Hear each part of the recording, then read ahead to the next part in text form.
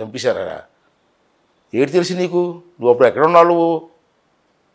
అంటే నువ్వు అనేవచ్చా ముఖ్యమంత్రి హోదాలో? నేను అనకూడదా? చెత్త మీద పన్ను వేసిన చెత్త నా కొడుకు అంటే బూతుమాట అది ఏమన్నా? నువ్వు చెత్త మీద పన్ను వేసావు కదా, మున్సిపాలిటీ లేదు కదా. చెత్త మీద పన్ను వేసిన చెత్త నా కొడుకు అన్నాను, అది బూతుమాట. అది నా కొడుకు అన్నాను. నా కొడుకు అంటే అర్థం ఏంటి? బూతుమాట అన్నాడు. ఇంగ్లీష్లో ట్రాన్స్లేట్ చేద్దాన్ని. కొడుకు, నా కొడుకు అంటే మై సన్ అని కదా అర్థం. మై సన్ అంటే నాకు అర్థం ఏంటి? అది బూతుమాట ఎలాగవుతుందండి? చాలామంది ప్రత్యర్థులు ఒక మాట అంటూ ఉంటారండి మీకోసం. అయ్యన్నపాత్రుడు గారు ఇలాగా అలవోకగా మాట్లాడుతూ ఉంటారు, తర్వాత దాన్ని భలే సమర్థించుకుంటూ ఉంటారు అని అంటూ ఉంటారు. సమర్థన కాదు అంటే దాన్ని అంటే అది కాదు అని చెప్పి అందరినీ కన్విన్స్ చేస్తూ. ప్రపంచంలో రకరకాల మనుషులు ఉంటారండి. తప్పుని ఒప్పని వాళ్ళు ఉన్నారు, ఒప్పుని తప్పని వాళ్ళు ఉంటారు, సహజం రాజకీయాల్లో. కానీ నేను అన్నది ఏంటంటే, ఆ రోజు చెత్త మీద పొన్నేసేది ముఖ్యమంత్రి, చెత్త మీద పొన్నేసి నా కొడక చెత్త నా కొడక అన్నాను. నా కొడక అన్నాడు, అర్థమైంది బూతుమాట అన్నాడు. అప్పుడు ఇంగ్లీష్లో చెప్పు, ఇంగ్లీష్లో ట్రాన్స్లేట్ చేసుకుంటే అర్థం అవుతుందని చెప్పాను. కేసు ఏదైనా పెట్టారు సార్ మీ మీద? దాని మీద ఏం లేదు సార్. అలాగే మీరు రోజా గారు అంటే ఎక్కువ రోజా గారి మీద కానీ నాకు తెలిసి ఆవిడ మీద ఎక్కువ అటాకింగ్గా మాట్లాడుతూ ఉంటారు. ఎందుకు సార్? ఏమో ఆవిడకి నాకు సంబంధం ఏంటండి బాబు? ఆవిడెవరో నాకు తెలియదు, ఆవిడ మాట్లాడి తీరు. ఓకే, ఏం మాట్లాడుతుందండి ఆవిడ? ప్రతిదానికి చంద్రబాబు నాయుడు గారిని అంటే రకరకాలు ఎన్నిసార్లు రికార్డు చేస్తే మానవుడు రకరకాలు మాట్లాడుతుంది. లొకేషన్ ఏమో ఎందుకు పడికాడు ఇటు అంటుంది. దేనికి పడికాడు? ఈ నడలేడు అంటుంది. నువ్వు డ్యాన్స్లు వేస్తే తప్పులేదు కదా, నన్ను పాదయాత్ర తప్ప.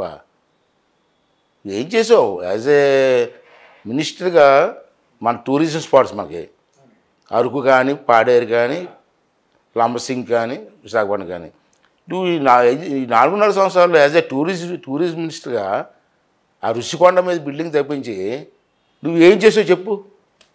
కానీ ఒక మహిళగా ఆవిడకి ఇవ్వాల్సిన గౌరవం ఇవ్వాలి కదా సార్.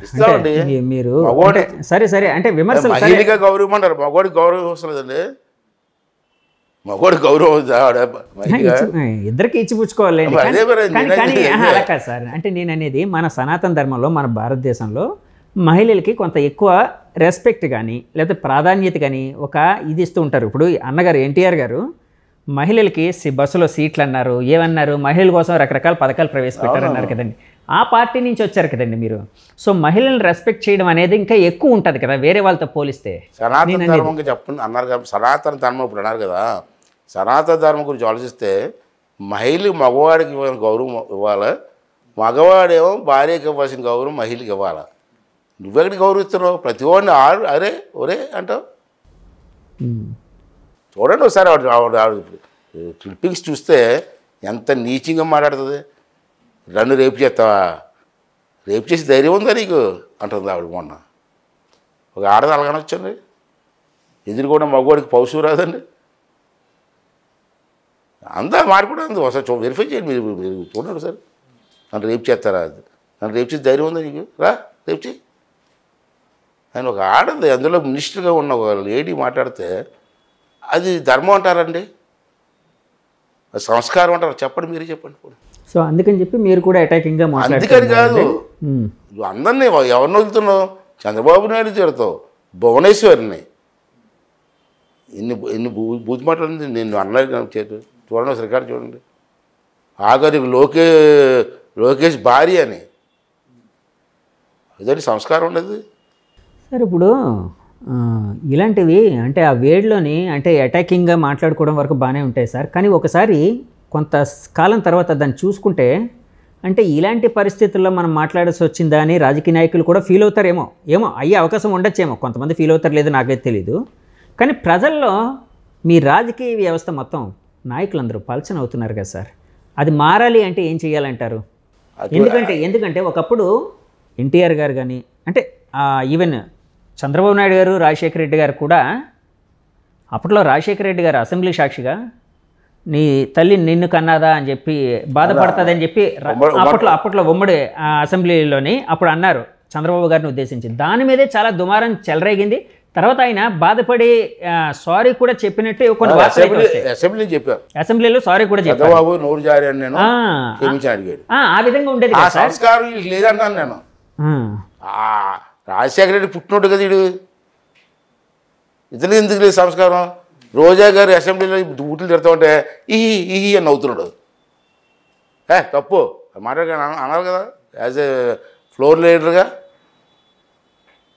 అది ఇవన్నీ కూడా నీతులు చెప్తాడు మాకే కదా సార్, వాళ్ళకి కూడా రాలంటాను నేను. సార్ అదే ఈ వ్యవస్థ మారాలి ఏంటి, ఏం చేయాలంటారు? ఏం చేయాలంటే మరి మీరే చెప్పాలా మేధావులు. కాదు సార్, ఎందుకంటే మాట్లాడేది మీరు, ఆ పరిస్థితిని ఎదుర్కొనేది మీరు కాబట్టి ఒక రకమైన మెచ్యూరిటీ అనేది ప్రదర్శించాల్సింది కూడా మీరే కదండి. మెచ్యూరిటీ ఏంటంటే ఎదుటి మనిషి మీ మీద బురద చల్లుతున్నప్పుడు తుడుచుకొని వెళ్ళిపోవడం మంచిదంటారా? ఏట్రా తప్పు అని అడగడం తప్పు అంటారా? అలాగైతే రోజు ఒకటి జల్లేస్తుంటాడు మీదనే, ఎలా చూసుకొని స్వామ్యంగా ఈ అని నవ్వుకుంటూ వెళ్ళిపోమంటారా? చంద్రబాబు నాయుడు గారి మీద ఒక అపవాదం అయితే ఉందండి. ఆయన చాలా మెతగ్గా ఉంటారు చాలా విషయాల్లో. ఆ మెతకతనం అనేదే అంటే చాలామందికి ఒక రకమైన అంటే ఒక ఇది ఇచ్చింది. సో అందుకే తర్వాత ఆయన అధికారంలో లేనప్పుడు ఆయన మీద జులుం చెలాయించడానికి లేకపోతే ఒక ఇది చెలాయించడానికి ఒక కారణం అవుతుంది అని ఒక ఆరోపణ అయితే ఉంది. అలాగే పార్టీ వాళ్ళకు కూడా ఏదైనా స్ట్రైట్ వే చెప్పాలి అంటే ముక్కుసూటిగా చెప్పరు, ఆయన ఆలోచిస్తూ ఉంటారు. అంటే అవతల వాళ్ళు హర్ట్ అవుతారేమో, సౌమ్యంగా చెప్దాము అన్నట్టు ఉంటారు. ఆయనంతా సౌమ్యంగా ఉండే ఒక రాజకీయం అది ఇప్పుడు చెల్లదు అని చాలామంది చెప్తూ ఉన్నారండి. దీని మీద మీరు చెప్పిన దాన్ని బట్టి ఆలోచిస్తే, అంటే నేను రామారావు గారి దగ్గర పనిచేశాను, అతని దగ్గర పనిచేశాను కూడా చెప్తానండి. చంద్రబాబు నాయుడు గారు డెవలప్మెంట్ గురించి ఆలోచిస్తాడండి ఎక్కువ. గంటల మీటింగ్లో కూడా అదే మాట్లాడుతుంటాడు. ఎదుటి మనిషి మీద కక్ష తీర్చుకుందాం అన్న ఆలోచన లేదు సార్ అతనికి. ఓకే, చాలాసార్లు చెప్పాను, ఆ ఎస్పీ బాగోలేదండి, కలెక్టర్ బాగోలేదంటే చెప్పుదు తొందరపడకు అంటాడు. కానీ ఇప్పుడు జగన్మోహన్ రెడ్డి చూడండి, ఎస్పీ బాగోలేదంటే పోమంటాడు, సెలబ్రిటీ పోమంటున్నాడు. ఆ ధోరణి అతనికి లేదు. కాకపోతే మీరు అన్నట్టు డెసిషను డిలే అవుతుంటుంది. తర్వాత ఎమ్మెల్యేలు అందరితో ఇప్పుడు ఎవరు వచ్చినా మాట్లాడేవాడు. జగన్మోహన్ రెడ్డి దగ్గరికి ఎంతమంది ఎమ్మెల్యేలు చెప్పండి? కలడానికి కూడా ఇంటర్వ్యూలు లేవు జగన్మోహన్ రెడ్డి దగ్గర. నాకు దాంట్లో ఉన్న ఎమ్మెల్యే 10 మంది ఎమ్మెల్యే నా ఫ్రెండ్స్ ఉన్నారు, మా పార్టీలో పనిచేసిన వాళ్ళు అక్కడికి వెళ్ళారు కదా, మాట్లాడుతుంటారు. పెళ్ళిలో అక్కడికి వెళ్ళి కలుగుతారు, ఒరే బాగున్నావా కదా, బాగున్నావా యోగక్షేమాల వరకు ఓకే సార్, కానీ ఇలాంటి విషయాలు కూడా మాట్లాడుకుంటూ ఉంటారా? పార్టీల గురించి మాట్లాడుకున్నాను, వాళ్ళ పార్టీ సరదా మాట్లాడుకుంటాం. నేను ఒకసారి 2 నిమిషాలు 2-3 నాయకులు పేర్లు ఎదురండి, పేర్లు మళ్ళీ బదన అవుతారు. మీ నాయకుడికి చెప్పండి అంటే మాకు ఇంటర్వ్యూ లేదు, ఏం చెప్తాం అంటున్నారు వాళ్ళు. అంటే పేర్లు మమ్మల్ని ఊహించుకోమంటారు. చెప్పొద్దురండి, వాళ్ళ లైఫ్ వాళ్ళకి ఇబ్బంది అవుతారు. మాకు ఇంటర్వ్యూ లేదురా, ఏం చెప్పమంటావు అంట. ఇప్పుడు కేసీఆర్ గారితో ఎలా ఉండేవారండి అప్పట్లో మీరు? ఎందుకంటే కేసీఆర్ గారు ఒకప్పుడు మీతో పాటు పనిచేసిన వాళ్ళు, అప్పట్లో చాలా ఇదిగా ఉండేవారు మీతో కూడా. ఆ రిలేషన్ ఇప్పుడు కూడా మెయింటైన్ అవుతుందండి? ముఖ్యమంత్రి అయిన తర్వాత ఒకసారి కలలేదు సార్ నేను. కలలేదండి ఎప్పుడన్నా? అప్పుడు అతను మా పార్టీలో ఉన్నప్పుడు మాకు ట్రైనింగ్ క్లాస్ ఉండేది సార్. అవును, ఎలా మాట్లాడాలా, సబ్జెక్ట్ ఎలా, మీటింగ్స్ ఎలా మైక్ ముందు మాట్లాడాలా, ప్రతి 6 నెలలకు ఒకసారి 3 రోజులు ట్రైనింగ్ క్లాస్. అందులో తమ్మినేని సీతారామ గారు కూడా మీకు ఇచ్చేవారు అనుకుంటా అండి క్లాసెస్ కదా? దానికి ఇన్ఛార్జ్ ఎవరంటే మన కేసీఆర్ గారు, దాని వీరభద్ర గారు. ఓకే ఓకే, ఇద్దరు ఇప్పుడు మీ పార్టీలో లేరు? ఇద్దరు లేరు. ఆ ఇద్దరు వచ్చి బుక్స్ రాయడం, కొంతమంది ఢిల్లీ నుంచి అది కొంత లెక్చరర్స్ పిలిపించడం, మైక్ ఎలా పట్టుకొని మాట్లాడాలా, మైక్ ఎంత దూరంలో పెట్టి మాట్లాడాలా, సబ్జెక్ట్ మాట్లాడినప్పుడు ఎలా మాట్లాడాలా, ఇవన్నీ కూడా మాకు ప్రతి 6 నెలలకి 3 రోజులు ట్రైనింగ్. అది రామారావు గారి టైంలో. ఓకే, మాధవ్ కేసీఆర్ గారు బుక్ 4 బ్రహ్మాండం అతనే సబ్జెక్ట్ రాసేవాడు. ఓకే, 3 రోజులు మాకు భోజనాలు పెట్టి గండిపేటలో ట్రైనింగ్ మాకు. ఆయన కూడా క్లాసెస్ ఏం చెప్పేవారండి? ఎందుకంటే ఆయన అద్భుతమైన వక్త కదండి కేసీఆర్ గారు. క్లాసెస్ చెప్పేవారు కదండి, ఓన్లీ ఆర్గనైజేషన్, బుక్స్ రాయడం. మాకు ఢిల్లీ నుంచి, పూణే నుంచి లెక్చర్స్ వచ్చేవారు, పొలిటికల్ చెప్పడం, అవగాహన తరగతుల్లాగా. ఇప్పుడు తర్వాత చంద్రబాబు గారి టైంలో కూడా క్యారీ అవుట్ అయ్యాయి, చేశారా సార్ అలాంటివి? సార్ ఫస్ట్లో ఆర్జ్యం పోసింది కేసీఆర్ గారు, ఆడి వీరభద్ర గారు. తర్వాత చంద్రబాబు గారి టైంలో ఎవరు ఉండేవారండి అంటే ఇలాంటివి పెట్టిన? చంద్రబాబు గారి టైంలో కూడా ఉన్నారండి. మీరు చెప్పింది తమ్మినేని సీతారాం గారు, కళా వెంకటరావు గారు, ఇటువంటి కొంతమంది ఉన్నారు. కొంత లెక్చరర్స్ని పిలిపించి మాకు శిక్షణ తరగతులు. Okay okay. కానీ అది చాలా మంచి ఆలోచన కదా సార్. మంచిగా. ఎందుకంటే ఇప్పుడు ఒకసారి అనుకోకుండా రాజకీయాల్లోకి రావచ్చు, లేకపోతే అంటే వాళ్ళకి ఒక అవగాహన, అన్ని విధాలుగా అవగాహన కల్పించడం, అన్ని అంశాల మీద అవగాహన కల్పించడం అనేది చాలా గొప్ప విషయం కదా. ఎందుకంటే రామారావు గారు ఫస్ట్ టైం ముఖ్యమంత్రి అయినప్పుడు 70 మంది కుర్రోళ్ళకి ఇచ్చారు కదండి టికెట్లు. బా ఉమ్మడి రాష్ట్రంలో 70 మంది ఫస్ట్ టైం ఎమ్మెల్యేలు కదా. అంతా 30 ఏళ్ళ లోపు వాళ్ళే, అంతా చదువు డిగ్రీ పాస్ అయిన 30 ఏళ్ళ లోపు వాళ్ళు ఎక్కువ మంది. దాంట్లో నేను ఒకరిని 25 సంవత్సరాలు. అదే మీరు 25 అన్నారు. అవును. మా అందరికీ మరి ఫస్ట్ టైం అసెంబ్లీ తెలియదు, అసెంబ్లీ ఎలా మాట్లాడాలో తెలియదు, ఇది ట్రైనింగ్. ఫస్ట్ టైం అసెంబ్లీలో అడుగుపెట్టినప్పుడు ఏమనిపించింది సార్ మీకు? ఫస్ట్ ప్రమాణ స్వీకారం అయింది. తర్వాత ఒక్కొక్కరు ఒక సబ్జెక్ట్ ఇచ్చారు, రేపు నువ్వు మాట్లాడాలని. ఆ సబ్జెక్ట్ ఫస్ట్ టైం కదా.